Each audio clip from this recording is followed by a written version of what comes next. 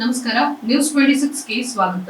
Dharmapal and associates ವತಿಯಿಂದ ಯಲುವಹಳ್ಳಿ ಮಾಲೂರು ತಾಲೂಕು ಕೋಲಾರ ಜಿಲ್ಲೆಯ ಮೊರಾರ್ಜಿ ದೇಸಾಯಿ ವಸತಿ ಶಾಲೆಯಲ್ಲಿರುವ ಶೌಚಾಲಯಗಳನ್ನು ಮತ್ತು ಶೌಚಾಲಯದ ಗುಂಡಿಗಳನ್ನು ವಿದ್ಯಾರ್ಥಿಗಳಿಂದ ಶುಚಿತ್ವಗೊಳಿಸಿರುವ ವಿಚಾರ ಮಾಧ್ಯಮಗಳಲ್ಲಿ ಬಿತ್ತರಗೊಂಡಿತು. ತದನಂತರ ಬೆಂಗಳೂರಿನ ಆಂಧ್ರಹಳ್ಳಿಯಲ್ಲಿರುವ ಸರ್ಕಾರಿ ಶಾಲೆ ಮತ್ತು ಶಿವಮೊಗ್ಗ ಜಿಲ್ಲೆಯ ಗುಡ್ಡದ ನೇರಳೆಕೆರೆ ಸರ್ಕಾರಿ ಶಾಲೆಯ ವಿದ್ಯಾರ್ಥಿಗಳಿಂದ ಶೌಚಾಲಯವನ್ನ ಶುಚಿತ್ವಗೊಳಿಸಿರುವ ಅಮಾನುಷ ಕೃತ್ಯವು ತಿಳಿದು ಬಂದಿರುವುದರಿಂದ ಈ ಹೀನ ಕೃತ್ಯದ ವಿರುದ್ಧ ಬೆಂಗಳೂರಿನ ಕಾಡುಗೋಡಿ ನಿವಾಸಿ ಸಾಮಾಜಿಕ ಕಾರ್ಯಕರ್ತ ಶ್ರೀ ಪರಮೇಶ್ ವಿ ಎಂಬುವವರು ಸಾರ್ವಜನಿಕ ಹಿತಾಸಕ್ತಿ ರಿಟ್ ಅರ್ಜಿಯನ್ನ ತಮ್ಮ ವಕೀಲರಾದ ಧರ್ಮಪಾಲ್ ರವರ ಮೂಲಕ ಕರ್ನಾಟಕ ಉಚ್ಚ ನ್ಯಾಯಾಲಯದಲ್ಲಿ ಸಲ್ಲಿಸಿದರು. ಈ ರಿಟ್ ಅರ್ಜಿಯ ಸಂಖ್ಯೆ 29294/2023. ಇದರಲ್ಲಿ ಕರ್ನಾಟಕ ಸರ್ಕಾರದ ಮುಖ್ಯ ಕಾರ್ಯದರ್ಶಿ ಮತ್ತು ಇತರರನ್ನ ಪ್ರತಿವಾದಿಗಳನ್ನಾಗಿ ಮಾಡಿರುತ್ತಾರೆ. ಈ ಕೃತ್ಯಕ್ಕೆ ಸಂಬಂಧಪಟ್ಟವರ ವಿರುದ್ಧ ಸೂಕ್ತ ಕ್ರಮ ಕೈಗೊಂಡು ಪ್ರಕರಣವನ್ನ ಸಿಐಡಿಗೆ ಹಸ್ತಾಂತರಿಸಿ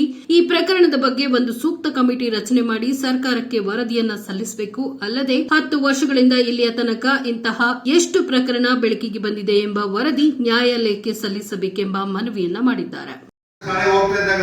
ನಾವು ಕೂಡ ಕ್ಲೀನ್ ಮಾಡ್ತಿದ್ದೀವಿ ಹಳೆ ಕಾಲದಲ್ಲಿ. ಯಾಕಂದ್ರೆ ನಾನು ಕೂಡ ಒಂದು ಹಳ್ಳಿಯಿಂದ ಬಂದವನು, ಅದೇ ಊರಿಂದ ಸುಳ್ಳಿಯಿಂದ. ನಾವು ಸಣ್ಣ 50 ವರ್ಷದ ಹಿಂದೆ ಆವಾಗ ಇದರ ಬಗ್ಗೆ ದೊಡ್ಡ ಚಿಂತನೆ ಆಗ್ತಿರ್ಲಿಲ್ಲ, ದೊಡ್ಡ ಗುಂಡಿಗಳಿಗೆಲ್ಲ ಇಳಿಸ್ತಾ ಇರಲಿಲ್ಲ. ಈಗ ಕೋಲಾರದಲ್ಲಿ ನೋಡಿ, ಕೋಲಾರದಲ್ಲಿ ಆ ಗುಂಡಿ ಇಳಿಸಿ ಅದನ್ನ ಕ್ಲೀನ್ ಮಾಡಿಸುವಂತ ಕೆಲಸವನ್ನು ಮಾಡಿಸಿದ್ರು ಮಕ್ಕಳಿಂದ.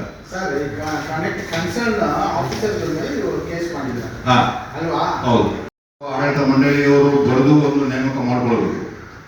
ಈಗ ಹೈಕೋರ್ಟ್ ಅಲ್ಲಿ ಟಾಯ್ಲೆಟ್ಗಳೆಲ್ಲ ಇವೆ. ನೀವೇ ಲಾಯರ್ಸ್ ಹೋಗೋದು, ನೀವೇ ಕ್ಲೀನ್ ಮಾಡ್ಕೊಳ್ಳಿ.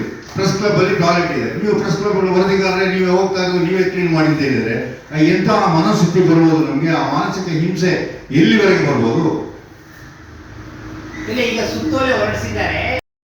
ಈಗ ರಿಟ್ ಹಾಕಿರೋದು ಹೈಕೋರ್ಟ್ ಅಲ್ಲಿ. ಆ ರಿಟ್ ಬಗ್ಗೆ ಅದೇನೋ ಎಲ್ಲಾ ಜನರಿಗೆ, ಸಾಮಾನ್ಯ ಮನುಷ್ಯನಿಗೆ ಅದು ಹೋಗೋದಿಲ್ಲ, ಮುಟ್ಟೋದಿಲ್ಲ, ಗೊತ್ತಾಗೋದಿಲ್ಲ. ಅದು ದಿನ ಬೆಳಿಗ್ಗೆ ಅಂತ ಪೇಪರ್ ನೋಡ್ತಾ ಇದ್ದಾಗ ಅವನಿಗೆ ಈ ತರ ಆಗಿದೆ, ಈ ತರ ನ್ಯೂಸ್ ಆಗಿದೆ, ಈ ತರ ಆಕ್ಷನ್ ಆಗ್ತದೆ ಅಂತ ಹೇಳುವಂತಹ ಅರಿವು ಮೂಡಿಸುವಂತ ಉದ್ದೇಶಕ್ಕೋಸ್ಕರವಾಗಿ ಕರ್ತಿರೋದು. ನಾವೇ ಹೋದಾಗ ಅದರ ಒಳಗೆ ನಮಗೆ ತಲಸೂತಿ ಬೀಳುವಂತ ಸಂದರ್ಭ ಬರ್ಬೋದು. ಈ ಸಣ್ಣ ಸಣ್ಣ ಮಕ್ಕಳು, ಗೊತ್ತಿಲ್ಲದೆ ಮಕ್ಕಳು, ಅವ್ರು ಏನಾಗ್ಬೋದು, ಅಥವಾ ಕೆಲವು ಮಕ್ಕಳು ಇನ್ನೊಬ್ಬರ ಮೇಲೆ ಸುಮ್ಮನೆ ತಮಾಷೆಗೆ ಅವನು ಇರ್ತಾರೆ. ಬರ್ತವೆ. ಈಗ ನಮ್ಮ ಮನೆಯಲ್ಲಿ ನಮ್ಮ ಟಾಯ್ಲೆಟ್ಗಳನ್ನ, ಬಾತ್ರೂಮ್ಗಳನ್ನ ನಾವು ಶುಚಿತ ನಾವು ಮಾಡ್ತೀವಿ. ಅದು ಹೊರಗಡೆ ಬರೋದಿಲ್ಲ, ನಮ್ದು ನಾವು ಮಾಡಬೇಕು. ಮಹಾತ್ಮ ಗಾಂಧಿ ಕೂಡ ಶೌಚಾಲಯಗಳನ್ನ ಶುಚಿತ ಮಾಡಿದ್ರು. ಆದ್ರೆ ಮಕ್ಕಳಿಂದ ಮಾಡಿಸಿದಾಗ ಆ ಸಣ್ಣ ಮಕ್ಕಳು ಅವರಿಗೆ ಆಸಿಡ್ ಇನ್ನೊಂದು ಆಸಿಡ್ ಹಾಕುವಂತ ತೋರಿಸಿದ್ದಾರೆ.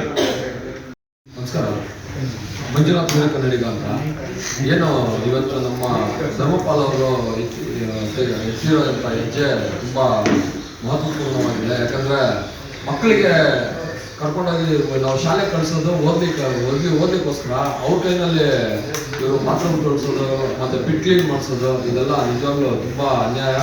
ಮತ್ತೆ ಈ ಮಕ್ಕಳಿಗೆ ಗೊತ್ತಾಗಲ್ಲ. ಅವ್ರು ಹೇಳ್ತಾ ಇದ್ರೆ ಒಬ್ಬರ ಮೇಲೆ ಒಬ್ರು ಎತ್ಕೊಂಡ್ರೆ ಅದು ಯಾವ ರೀತಿ ಪರಿಣಾಮ ಆಗುತ್ತೆ ಅಂತ ನಿಮಗೆ ಗೊತ್ತು. ಆಸಿಡ್ ಅದು ನಮ್ಮ ಮಕ್ಕಳಿಗೆ ಗೊತ್ತಾಗಲ್ಲ. ಅವ್ರು ಬಾಟಲ್ನಲ್ಲಿ ಕೊಟ್ಬಿಡ್ತಾರೆ. ಅವ್ರ ಮಕ್ಕಳು ಆಟ ಆಡೋದಾಗ್ಲಿ, ಚಪ್ಪಲಿ ಹಾಕಿರಲ್ಲ, ಕೈಗೆ ಹ್ಯಾಂಡ್ ಗ್ಲೌಸ್ ಹಾಕಿರಲ್ಲ, ಎಲ್ಲ ಪಾಪ ನಮ್ಮ ಧರ್ಮಪಾಲ್ ಅವರು ನಮ್ಮ ಮಕ್ಕಳ ಬಗ್ಗೆ ಎತ್ತಿರುವಂತ ಈ ಪ್ರಶ್ನೆಗೆ ನಿಜವಾಗ್ಲೂ ಸರ್ಕಾರ ಉತ್ತರ ಕೊಡ್ಲೇಬೇಕು.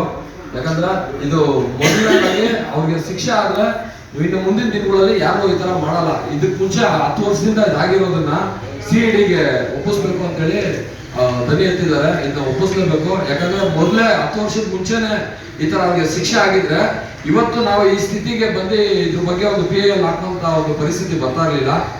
ದಯವಿಟ್ಟು ಇದನ್ನ ಸರ್ಕಾರ ಪರಿಗಣಿಸ್ಬಿಟ್ಟು ಇದಕ್ಕೆ ಸೂಕ್ತವಾಗಿ ಯಾರು ಇದನ್ನ ಮಾಡಿದಾರೋ ಅವ್ರಿಗೆ ಶಿಕ್ಷೆ ಆಗ್ಲೇಬೇಕು ಅಂತೇಳಿ ನಾವು ನಮ್ಮ ಎಲ್ಲಾ ಸಂಘಟಕರ ಪರವಾಗಿ ಕೇಳ್ತಾ ಇದ್ದೀವಿ. ಜೈ ಹಿಂದ್, ಜೈ ಕರ್ನಾಟಕ. ಯಾವುದೇ ಕಾನ್ವೆಂಟ್ ಅಲ್ಲಿ ಈ ತರ ಆಗಿರೋದು ಅಥವಾ IAS IPS ಮಕ್ಕಳು ಬಂದಿರುವಂತ ಶಾಲೆಗಳಲ್ಲಿ ಈ ತರ ಆಗ್ತಾ ಇಲ್ಲ. So why only in this ಇದು ಅಂತ ಈ ಡಿಸ್ಕ್ರಿಮಿನೇಟರಿ ಬಗ್ಗೆ ನಾವು ಕಂಡ್ರೆ ಹಾಕಿ ನಾವು ಡೈರೆಕ್ಷನ್ ಮಾಡಿಸ್ಬೇಕು ಅನ್ನೋದೇನಿಲ್ಲ, ಸರ್ಕಾರದ ಜವಾಬ್ದಾರಿ.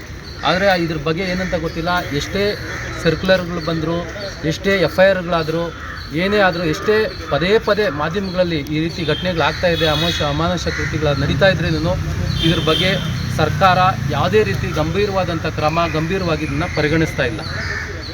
ಮತ್ತೆ ಇದು ಮರುಕಳಿಸ್ತಾನೆ ಇದೆ. ಇದರಿಂದ ಎಷ್ಟೇ ಸಾವುಗಳು, ನೋವುಗಳು, ಎಷ್ಟೇ ಜನ ಸತ್ತರು, ಏನೇ ಅನಾಹುತಗಳಾದ್ರೂ ಅವ್ರಿಗೇನೋ ಪರಿಹಾರ ಕೊಡೋದು, ಮತ್ತು ಇನ್ನೇನೋ ಒಂದು FIR ಹಾಕಿ 1-2 ದಿವಸ ಜೈಲಿಗೆ ಕಳಿಸೋದು, ಮತ್ತು ಆ ಕೇಸ್ ಏನಾಗ್ತಾಯಿದೆ ಅಂತ ಗೊತ್ತೇ ಆಗೋದಿಲ್ಲ. ಮತ್ತು ಆ ಕೇಸುಗಳಲ್ಲಿ ಸಂಪೂರ್ಣವಾಗಿ ಶಿಕ್ಷೆ ಆಗುವಂಥ ರೀತಿಯೂ ಮಟ್ಟಕ್ಕೂ ತೊಗೊಂಡೋಗಲ್ಲ. ಆ ಕೇಸುಗಳನ್ನ ರಿಪೋರ್ಟ್ ಮಾಡ್ತಾರೆ, ಇಲ್ಲ ವೀಕಾಗಿ ಚಾರ್ಜ್ ಶೀಟ್ ಹಾಕ್ತಾರೆ, ಕ್ಲೋಸ್ ಆಗೋಗ್ತವೆ. ಹಂಗಾಗಿ ಇದೇನೆಂದರೆ ನಮಗೆ ಸಂಪೂರ್ಣವಾಗಿ ಈ ಕೃತ್ಯಗಳನ್ನು ನಿಲ್ಲಿಸಬೇಕು. ಇದು ಅಮಾನುಷವಾದಂಥ ಕೃತ್ಯಗಳು, ಈ ಥರ ನಡಿಬಾರ್ದು.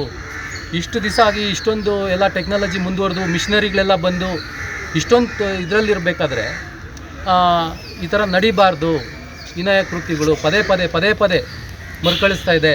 ಇದು ದೊಡ್ಡ ಮಟ್ಟದಲ್ಲಿ ಇದು ತುಂಬ ಹೀನಾಯ ಕೃತ್ಯ. ಹಂಗಾಗಿ ಇದನ್ನು ಖಂಡಿಸ್ತಾ ಇದ್ದೀವಿ. ಸಂಪೂರ್ಣವಾಗಿ ಇದನ್ನು ನಿಲ್ಲಿಸಬೇಕು. ಇದಾಗುವಂಥ ಕ್ಷೇತ್ರಗಳಲ್ಲಿ ಸಂಬಂಧಪಟ್ಟ ಅಧಿಕಾರಿಗಳ ಮೇಲೆ ಕಟ್ಟುನಿಟ್ಟಿನ ಕ್ರಮ ಜರುಗಿಸಲೇಬೇಕು. ಇಲ್ಲಾಂದರೆ ಇದಕ್ಕೆ ಮುಕ್ತಿ ಇರೋದಿಲ್ಲ, ಇದಕ್ಕೆ ನಿಲ್ಲಿಸೋದಿಲ್ಲ. ಇವ್ರು ಸುಮ್ಮನೆ ನಾಮಕಾವಸ್ಥೆಗೆ ಇದು ಮಾಡ್ತಾರೆ. ಆಮೇಲೆ ಒಂದು ಜವಾಬ್ದಾರಿಯುತದಂಥ ನಮ್ಮ ಸ್ಪೀಕರ್ ಸಾಹೇಬರು ಇವರು ಇದು ಮಾಡೋದು ಸರಿ ಅಂತ ಹೇಳ್ತಾರೆ. ಇದು ಯಾವ ರೀತಿ ಸಮಾಜಕ್ಕೆ ಇವರು ಒಂದು ಮೆಸೇಜ್ ಕೊಡ್ತಾ ಇದ್ದಾರೆ, ಮಕ್ಕಳ ಕೈಯಲ್ಲಿ ಶೌಚಾಲಯ ಕ್ಲೀನ್ ಮಾಡಿಸೋದು ಸರಿ ಅಂದರೆ ಸಮಾಜಕ್ಕೆ ಇವ್ರು ಯಾವ ರೀತಿ ಮೆಸೇಜ್ ಕೊಡ್ತಾ ಇದ್ದಾರೆ? ಇವ್ರ ಕೈಯಲ್ಲಿ ನಮ್ಮ ಕೈಯಲ್ಲಿ ಶೌಚಾಲಯ ಕ್ಲೀನ್ ಮಾಡಿಸೋದಕ್ಕೆ ಆಗಲ್ಲ ಅಂತ ಹೇಳ್ತಾ ಇದ್ದಾರಾ? ಅಲ್ಲ, ಇವರು ಅದಕ್ಕೆ ಅಂತ ಸಪ್ರೇಟಾಗಿ ಒಂದು ಸ್ಟಾಫ್ನ ಇಟ್ಕೊಬೇಕು, ಇಲ್ಲ ಅದಕ್ಕೆ ಬಿಡುಗಡೆ ಆದಂಥ ಹಣ ಏನು ಮಾಡ್ತಾ ಇದ್ದಾರೆ ಇವರು? ಇದಾಗಿತ್ತು ಇವತ್ತಿನ ಲೇಟೆಸ್ಟ್ ನ್ಯೂಸ್ ಅಪ್ಡೇಟ್ಸ್. ಇನ್ನಷ್ಟು ಸುದ್ದಿಗಾಗಿ ನೋಡ್ತಾ ಇರಿ News 26 ಕನ್ನಡ. ನಾವು ನಿಮ್ಮೊಂದಿಗೆ.